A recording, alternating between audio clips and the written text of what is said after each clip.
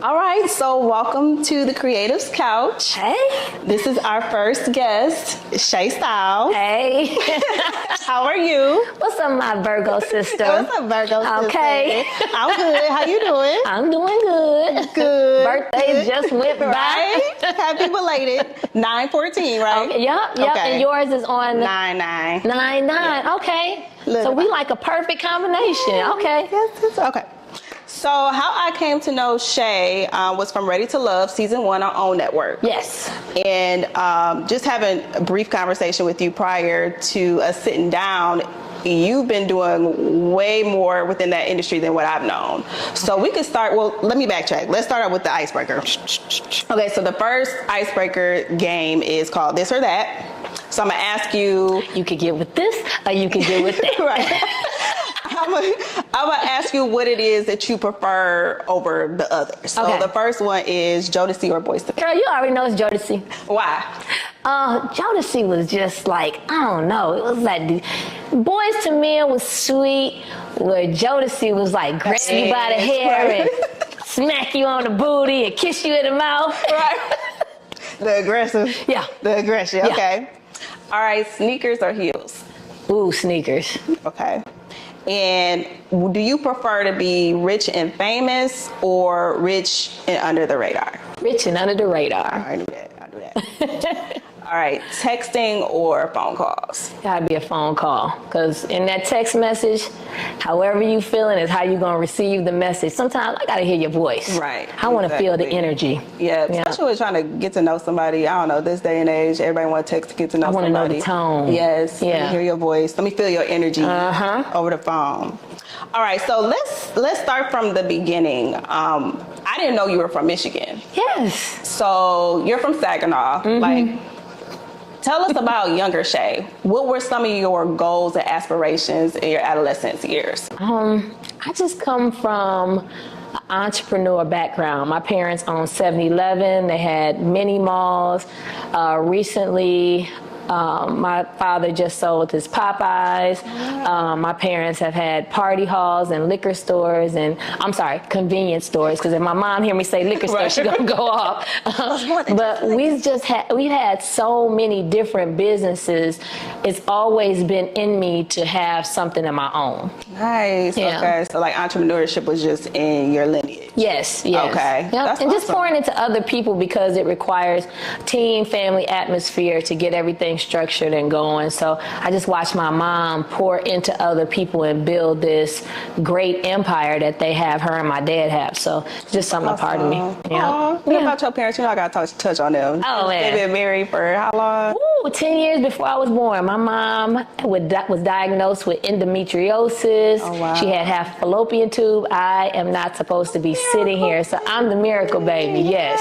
I just was love like, that. Right. I'm coming Getting through, it, lady. right. I love that. So on your journey, you know, over the years from adolescent age to, I guess, your adulthood, what was the moment where you said, okay, this is what I want to pursue as far as your business that you decided you wanted? I just wanted something of my own and be able to combine my passions. So art and creating things, you know, ever since I was little, my mom gave me these encyclopedias that had like make and do where you were doing crafts, and we always did like cross stitching and fun stuff like that. I knew it was things that I wanted to make and create, but how do you transfer or translate that over into being able to provide a living for yourself? Right. So, but I also had been in an environment where I worked a family business all my life, and I wanted to get the experience of working for somebody else in corporate. So I think a person should go through many different experiences before they settle in on what's good for them. Everybody's not cut out for this life, just like everybody's not cut out for the corporate life. So I don't think it was until I had spent a number of years working for Chrysler that I was like, I ain't doing this shit. Okay. It just that pit feeling in my stomach where you've known you've done an excellent job and people come at you sideways, or having to deal with other people's bad day regardless of what job you're doing, just all that nonsense, you know. And just, you could be in a job working for somebody and you absolutely hate them or they hate you. And that's your life for the next however. Right. I just feel like being an entrepreneur for myself, I can kind of control my own destiny and my own situation. So Chrysler, were you working on a line or were you? I did auto shows for about 20 years, yeah. So, and it was bigger than just being a girl that stood on stage and said, here's the car, you put the key in it and go zoom. No, we did deep dive training and understand, the fundamentals of cars, engine option, horsepower, towing capacity. I can break down a truck for you. I can tell you, the four-wheel drive systems. The one thing I can say with the training of Chrysler, they just taught me how to talk to consumers, people of all different walks of life. So as my journey of going through other businesses and working for other people, I made sure I took something from whatever I did. I didn't look at it as just a job. I looked at how they marketed and how they brand and how their presentation was to people and how they expected you to talk to customers. It was a good experience, but I know it was something that I didn't want to do lifelong. And just how to present yourself. Walking around in a suit, knowing your stuff as a woman. I think the hardest market is the automotive industry for a woman because people don't expect you to know what you know. Right. So being able to break those barriers and going into places like South Dakota and Omaha, Nebraska, where people already have this preconceived notion of what black people are, of what black women are, and then year after year, people like, where is Shea? We looking for Shea and 10 white guys bringing their buddies. You got to talk to this girl that's going knows everything about cars, and literally like mushing people in the face to take pictures with me. Well, once upon a time, awesome. I was standing there with the white girls and they'd hand me the camera and be like, take a picture. Now they're like, hey, girl, get out the picture. Matter of fact, you take a picture of me and Shea. So it's a good feeling to not have to be so combative. I never had to fight to get people to recognize how smart I was. I let them have it. Yes. You don't want to ask me a question, that's fine. But because I know my shit, you're going to have to come back this way. Yeah, and I made it fun. When people said they didn't want to ask me a question and they had to come back, and I'd be like, nah, you got to pay me $1. And it broke the ice on getting away from those stereotypes of black women having an attitude and having this chip on your shoulder, because I was just so overwhelmed of having to come up with all this information. It was a relief when people didn't want to ask me a question. But man, when it was my time, I could break a car down for you and they'd be like, damn, you know your stuff. Yeah. And just being honest with people and saying, hey, I don't know the answer. And not trying to BS people about knowing and being a know-it-all, being like, I don't know the answer, but let's look it up together and see what we can figure out and find out. So. Yeah, that's awesome. Just having that, I feel like that's value in itself. Yeah. You're knowledgeable. And then on top of that, you're beautiful too. Oh, thank you. So it's like So are you. Thank you. Thank you. Chocolate is all in the room. Thank you. So my next question is, your business is IDAP Solutions. Yes. What was the inspiration behind that? So IDAP Solutions stands for Innovative Design and Printing Solutions. When I moved to Atlanta, the bottom fell out of everything. It was 2008. The automotive industry was crashing. Basically, I had one job. So you're really a contract worker for Chrysler. So they would put you or assign you on different jobs. So when I moved to Atlanta, it was curtains for a second. I think the UAW was owning Chrysler, and they didn't have much work for me. Their priority was their friends and their people, which I never got offended about. I understand. Because if you was my girl and I was giving you jobs, I'd take care of you. I wouldn't care about anybody else. So I understood that, but I just had to figure out what I was going to do just moving to Atlanta. New city. Really hadn't paid for apartment before because I own my own house in Michigan, and just being homesick. My son was with my mom. He was about 8 years old, and I was boohooing to my mom. I was like, I don't have to come home. And she was like, look, we got your son. Don't come back with your tail tucked between your legs. My dad was all for it. Him and my uncle was like, it's a bunch of pretty girls in Atlanta. The one thing I could say about my mother that's so dope is that you know, she was like, but they don't have Shea. And I just made it my business that when I got down there, I wasn't gonna bullshit. Like, I was coming there to get it done. My son was waiting for me. I wasn't there to party. I was there to make my mark in Atlanta. So when I moved there, it was just a number of different things that I tried, but it was just falling apart. Everything was falling apart around Businesses or just everything. Remember, 2008 is when the big three was going under. They were saying Chrysler was going out of business. I mean, it was a shit show. And I just had to figure it out. And I happened to stumble into this convention, which, being from Saginaw, you're not privy to a whole lot of different conventions like printing apparel and stuff like that. It was just auto shows. Right. That's what I was used to seeing. So I didn't know it was this big world of different industries having different, you know, shows. And I just happened to stumble in this show that had this revolutionary machine. It was called the DTG. Oh, wow. And it was going to take over the printing industry. And everybody who screen printed, they were out the door. And it was a bunch of bullshit. So I learned about credit. And I learned about this new machine that was first gen. So if anybody know anything about first generation anything, there's a whole lot of kinks that you have to work out before it gets to running smoothly.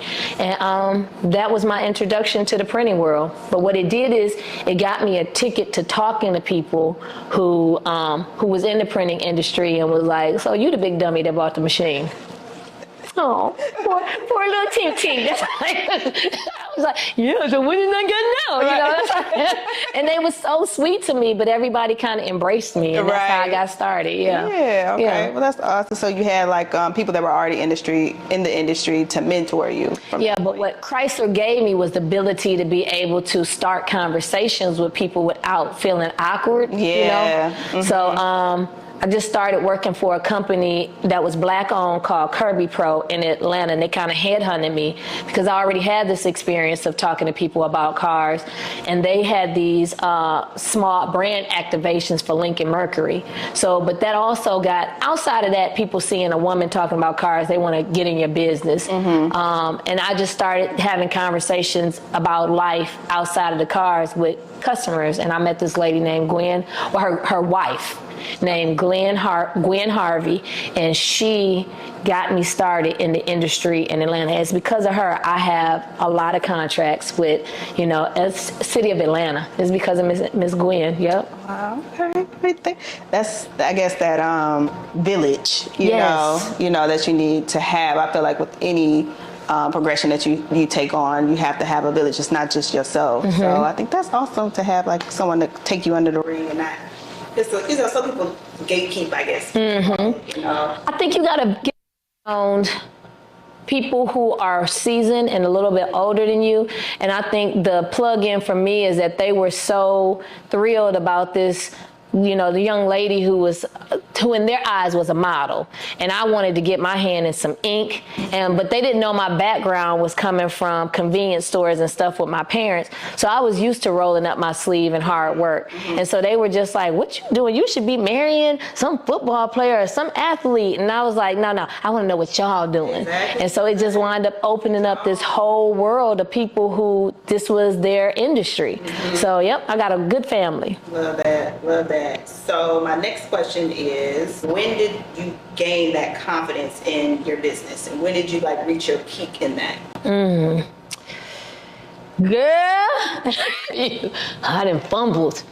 I think my first year, if I made six figures, I probably fucked up six figures. I got confidence probably during the pandemic. Okay. You know, I think the best compliment is a secondhand or a compliment you hear from somebody else and they're not even talking about you.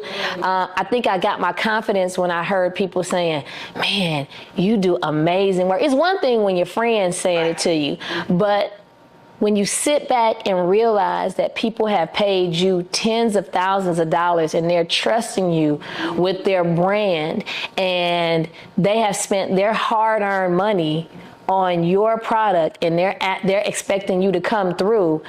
I mean, it's like, you really trust that when I come through, I'm gonna come through. It's not gonna look like, you know, a craft project with the glue oozing down the side. You expect, like, when you put your shirt on that I made, people are gonna go, ooh, that's nice, you know, or your backdrop or whatever. People are gonna be excited and they're looking for the reaction of their clients off of what you did. So it's all based on the final product that you present to them.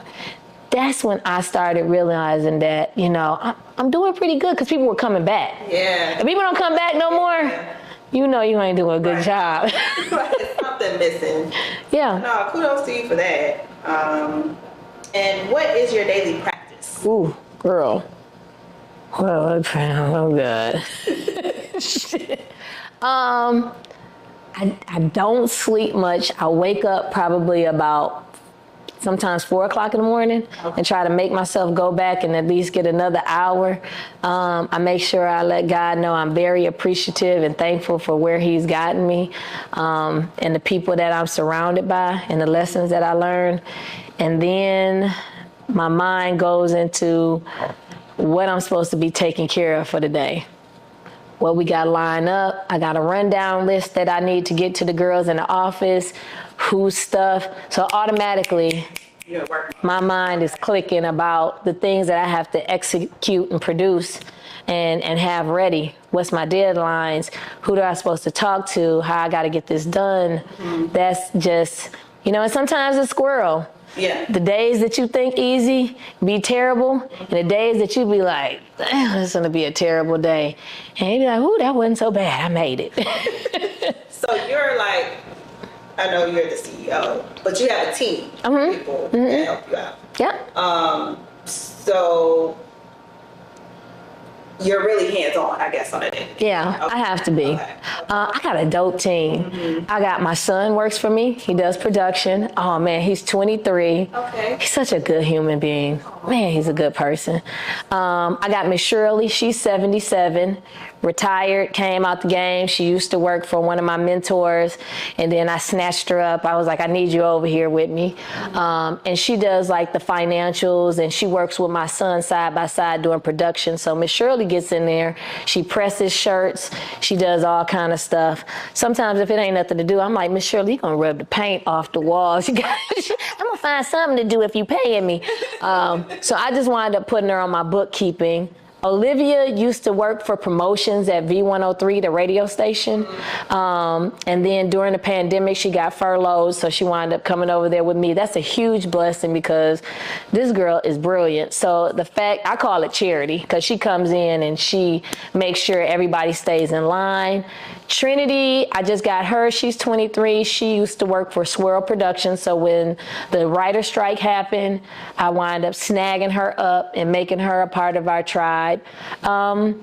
And then I have several different guys that may wrap for me, and that's installation, wrap floors, install walls. But for the most part, each piece of equipment in my shop, I operate, from the CNC router to screen printing. I got people that work for me, but I need to understand the logistics. In the case that somebody can't make it or can't do the job for me, I need to be able to step in, because nobody gives a shit about your sob story when they paid their money and they want their product. So I can't say, hey, you know, Fred didn't show up. That's not my problem. Right. What are you doing about it, Shea? So that's one of the things that I got a killer team. They are amazing. Yep. Okay. Switching gears here from business to personal. Oh, God. Okay, let's go. To know how you balance between your personal life when it comes to romance and your business. Because how you show up, you know, in business, maybe one way, but how do you show up, like, personally? And then how do you balance between the two? Going back to the show was one of the first times that I slowed down to really even, because you got to remember, I was on this mission to make sure my family, my mom and dad and Shason didn't feel like I was down here kicking it or whatever. I think in your 20s and 30s, and maybe your early 40s are a good time to find a mate. You know, when you're in your 20s and 30s, you get to learn people and you have time. As we get later on into our late 30s and 40s, we get into our career and then we are already with somebody. I think it's extremely difficult for me now because I got my mind made up on how I'm moving and what I'm doing. And then you get more refined on what you will and won't tolerate. You know, people jump up and say, well, you make time for what you want to make time for. Well, when I take your money, you don't want to hear that shit about my boyfriend. Right. You know what I'm saying? So me and my boyfriend said we were supposed to go to dinner, so I didn't get your stuff done. You're going to be like, girl, get out of my face. So I think it's harder on relationships for me. And I think as we get older, I won't say jaded or bitter, when you hear the bullshit, you be like, that ain't it. Mm-hmm. Yeah. I think when you're younger, you have these rose-colored lenses and you're tolerable, you know, when you're younger. Okay. So for me, is trying to see what works for me. You know, I need somebody that's just as busy. When we get together, we're happy to see each other. I think Atlanta is a very difficult place to, you know, be, because I think in this society today, there's a lot of pretenders and people that you be like, damn, you a scammer? You know what I'm saying? Dog, I thought you had a real job. Hey, you do credit cards, you know what I'm saying? So you just trying to be in tune and watch people and watch how they move. You know, when we came up, it was very cut and dry, you know.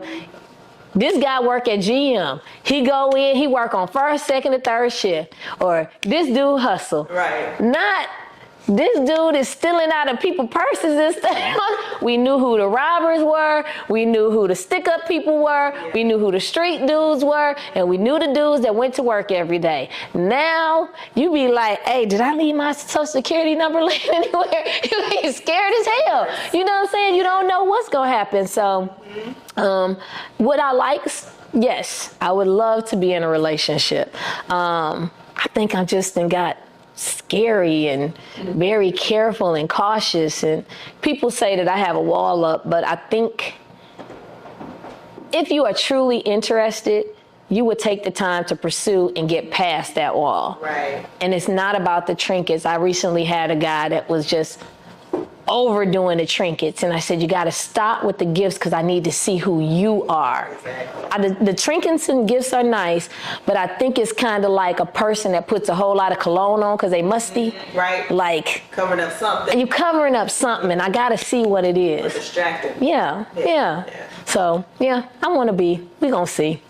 I guess that's a good transition. What's next for you? When it What's comes next? to like your business ventures, or where do you see yourself? What's next? I don't know. I've never been the type of person to have like an outline of what. Okay. God has always gave me the butterfly effect. It's like something might float in my life, very interesting, and I might be like, let's try that. I mean, stint on the radio, stint on TV. The shop has been the one thing that has been gaining ground, but I've never set out to attack any particular business or anything. How I got my contract with the city of Atlanta. It's nothing I sought out for. It just came to me and I just killed it. So anything that God lays in front of me, I'm going to make sure I go all the way out and to the best of my ability. So you never know who you will run into, who you'll talk to. That's why I try to be on my best behavior for the most part, and treat people how I want to be treated. And just everything that I encounter, just encounter it with a open and whole heart. You know, if I don't want to do it, I'm not going to give it out my all. And just being very honest and forthcoming and transparent about things. So I don't know what God got for me. It could be anything. So when you say things come to you, it makes me think of like, not saying that this is a good or bad practice, but this is something that people talk about now, about manifesting things. What are your thoughts about that? Do you feel like you've manifested these things, or do you feel like these things were just on your path? Like, what are your thoughts about like how things have been unfolding for you? Everybody does things different. Some people have this diagram that in 2.4 years, I'm going to be married, I'm going to have a dog, I'm going to have a husband, I'm going to do this and that, and then life happens. I try to embrace my life being a butterfly. I might decide to go to this grocery store instead of the grocery store I normally go to, and then I'll run into somebody. Everybody does things differently. I would have never been in a position to be on B103, or the radio station in Atlanta, had I not been putting up these windows. I didn't conspire or, try to get next to Tigger or any of those people to be on a radio station. These are now, I never would have thought in a million years that these would be one of my good friends, and this is me name dropping, like Ryan Cameron, Tigger. I wouldn't even know how to be able to position myself to be on radio because it was nothing that was in my scopes. It just happened to be a butterfly effect, talking about cars, and somebody overheard me talking about cars, and they called their buddy, and then their buddy asked me to come on their show, and then, so, and some people feel like they can sit there and really conjure and manifest these. The biggest joke they said is, if you want to make God laugh, tell him what your plan is. So I just am ready at all times, and I rarely turn anything down. If it gets out of my bandwidth, then I'll say, I tried it. It's something I can't do. But even when I was on television, I was doing a radio station. I was still working for Chrysler, and then I was running my shop. I was just like, well, I'm not doing anything anyway, so let's see how it go. And it was a great experience. I wound up being on the radio for 2 years. I was a producer and a radio personality. I just kind of wandered into the situation because a friend needed help with the television situation. So I just, the term is, if you stay ready, you don't have to get ready. Right. And then there's some truth to that. Just trying things, not being afraid, staying within your personal boundaries. So I just kept stretching myself. I didn't think that it was anything that was going to hurt for me trying new stuff. So I think being open. And relationships sounds like played a pivotal role in your life too. Mm-hmm. Having relationships with people. Because being me, I'm naturally like an introvert. I'm learning how to get out my shell now because I'm learning the importance of relationships. Mm-hmm. And I'm learning the importance of getting out of my comfort zone. Right. So when I hear you talk, it sounds like it's just natural for you to make those connections. Be a busybody. Social, super social. I guess I learned after I had my son, it was just like one of the hardest times because I understand what my son's father was going through, and he was super mean situation and just telling me who gonna want you and all of that stuff after. But I built my own confidence by looking over at Holly Berry and these beautiful women and saying, them bitches put their panties on one leg at a time. Once a month, unless they got some miracle drug, they be cramping and hurting too. So I just felt like I don't care who's in the room, my light shines just as bright as theirs. Being that attractive light, people are always drawn to happy, fun, and I'm not saying putting on, I mean being internally happy. Being happy with your brown skin or your light skin, embracing different scars and your lips and your nose, and knowing that, this person may have a little teeny button nose, but I like my big nose, you know what I'm saying? Or I like my loud laugh. Or, these are the things that I enjoy about myself. And once I think you love those things about yourself, it becomes an attraction for other people to see, like, what you so happy about? I want to be over here with you. Yeah. Of course, you're going to attract some assholes that are going to be like, bitch, you too happy. I'm coming over here to ruin your day. You know what I'm saying? That's just a part of the game. Yeah, I need some of that energy. Your energy suckers. But I just think being the light that attracts other people to you, and then pulling from other people, well, what you got going on? You can't be the person that everybody wants to know everything about. Making other people feel like what they do is intriguing and worth having a conversation about. And how do you do this? And how do you like asking other people questions? I think that's things that people may, a year or two later, they may not talk to you every day. And these are the relationships. You don't have to talk to somebody every day to have a good relationship with them. Sometimes I don't talk to my god sister. She here in Detroit. I talk to Coco maybe once every I don't know, 3 or 4 months. But when I talk to her, it's like we've been talking every day. I mean, and having those relationships with people, which I think is very important, to be like, fuck you, and what time are we going to lunch? Bitch, you're paying. You know what I'm saying? And people understand that what you're doing is not out of malice. It's like we're on opposing ends. We got a problem.